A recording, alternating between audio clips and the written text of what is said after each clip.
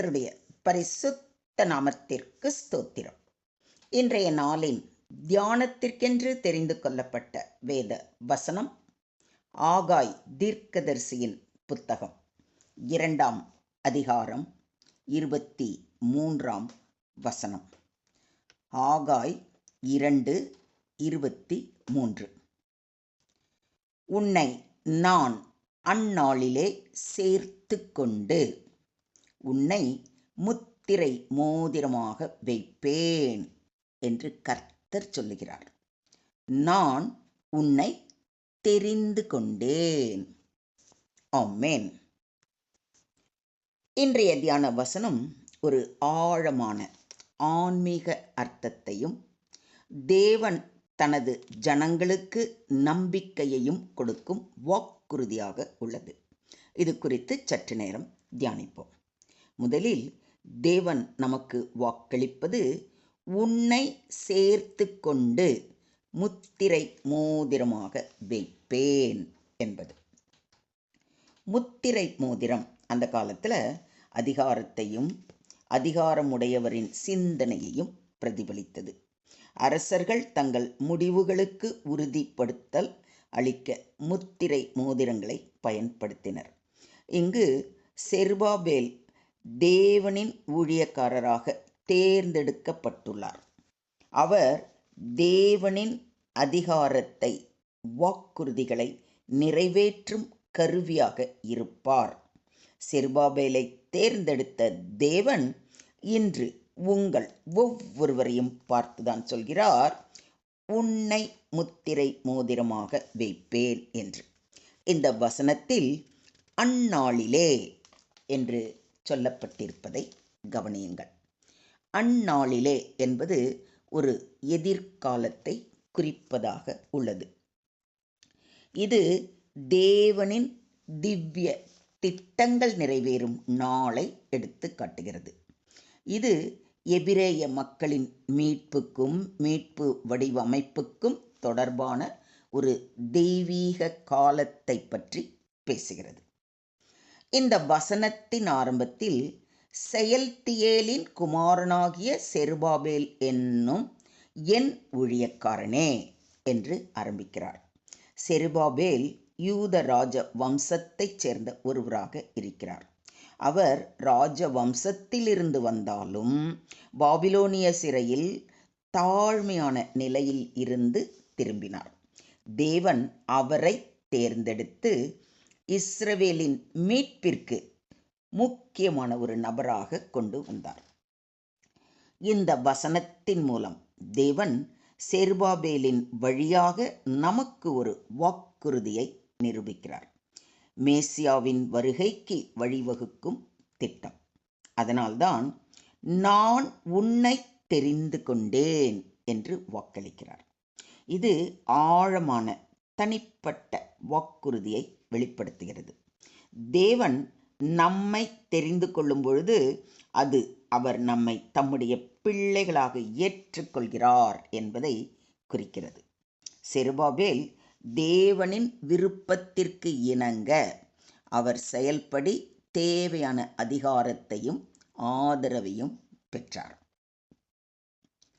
நீங்கள் என்னை தெரிந்து கொள்ளவில்லை, நான் உங்களை தெரிந்து கொண்டேன்.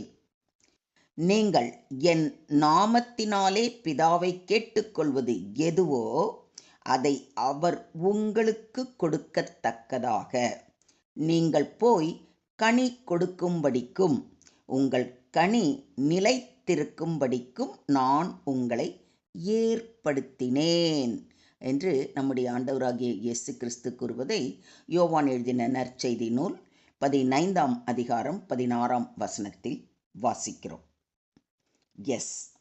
தேவன் தம்முடைய மக்களை தனிப்பட்ட முறையில் தேர்ந்தெடுத்து பணி செய்ய அழைத்திருக்கிறார். இன்று என்னையும் உங்களையும் அவரது பணிக்காக, அவருடைய திட்டங்களை நிறைவேற்ற துரிதமாக செயல்பட நம்மை தெரிந்தெடுத்திருக்கிறார். அப்படி தேர்ந்தெடுத்த நம்மை முத்திரை மோதிரமாக வைப்பேன் என்று உறுதி அளிக்கிறார். முத்திரை மோதிரம் அதிகாரம் உறுதி மற்றும் நம்பிக்கையை சுட்டி காட்டுகிறது.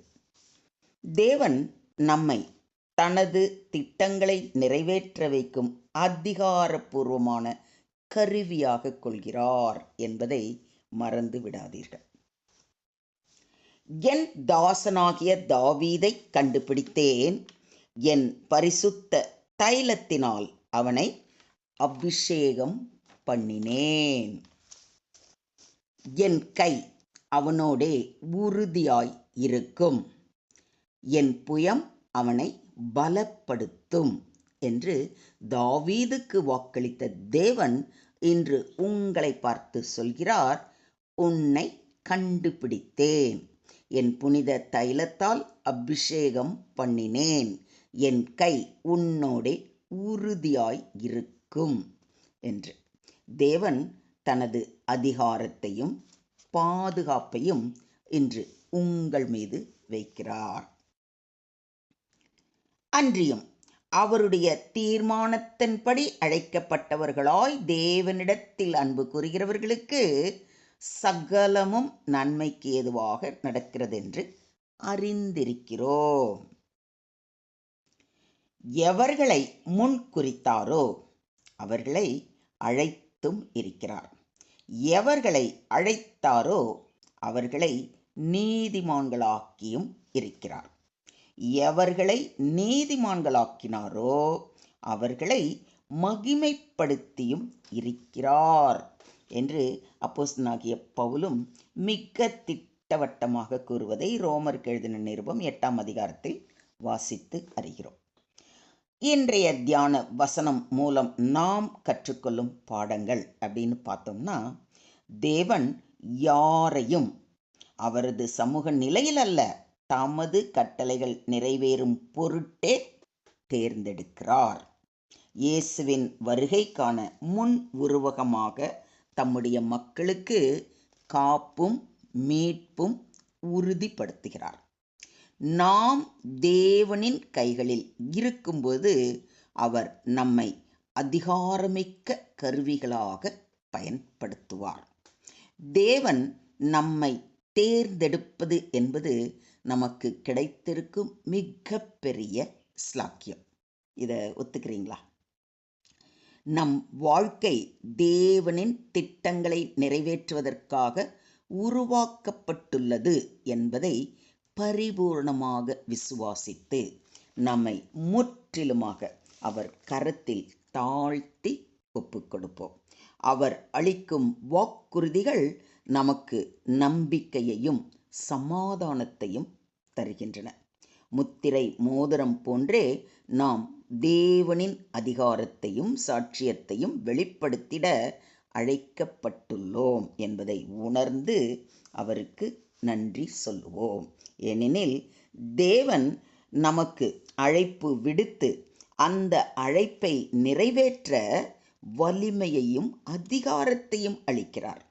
தேவன் நம்மை தெரிந்து கொண்டு அவருடைய ஊழியத்திற்காக அவருடைய பிள்ளைகளாக நம்மை வைக்கிறார் என்பதை மறந்து விடாமல் அனுதினமும் அவர் பாதம் அமர்ந்து அவரது சித்தத்தை அறிந்து அதன்படி நடந்து தேவனுடைய ராஜ்யத்தை கட்டி எழுப்புவோம்.